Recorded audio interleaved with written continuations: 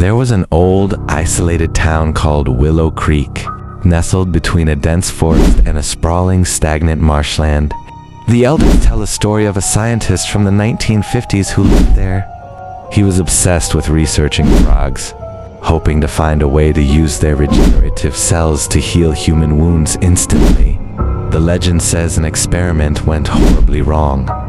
The scientist tested a serum on himself, and slowly his body began to fail him, more rather, transform him. His skin became slick and translucent, his eyes grew large and amber-colored, and his voice devolved into a guttural, wet croak. One night he vanished into the bayou, never to be seen as a man again, but his voice is still heard today. Fast forward to 2018, three friends, Arjun, Kabir, and Mir, decided to camp near that very marshland for the weekend. Arjun, the skeptic of the group, kept mocking the local legends, laughing at the idea of a frog man. It was 11 p.m. The world was dead silent, save for the rhythmic chirping of crickets. Suddenly, a sound cut through the air, heavy, deep, and vibrating. Croak. Croak. It wasn't a normal frog. It sounded like a man trying to speak through a throat full of mud.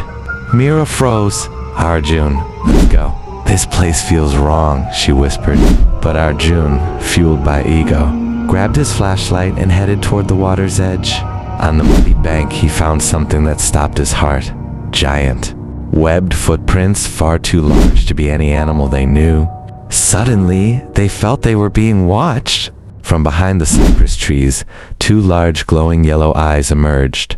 The creature was nearly 6 feet tall, hunched over, with mossy, slimy skin dripping with swamp water.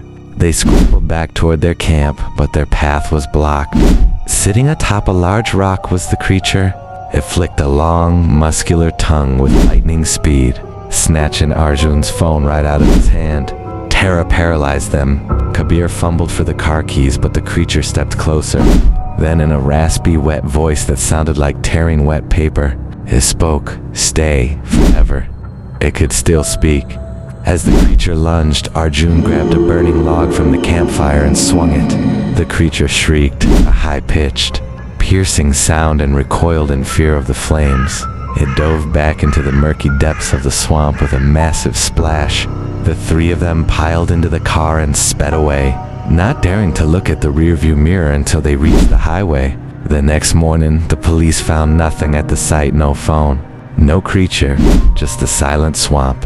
However, Arjun noticed something on his hand, a strange pale green, slimy mark had appeared on his palm where the creature had brushed against him. No matter how hard he scrubbed, the mark never faded. Even now, the people of Willow Creek warn, if you go to the bayou at night and whisper the scientist's name 3 times, you'll hear footsteps behind you, followed by a chilling, human-like croak.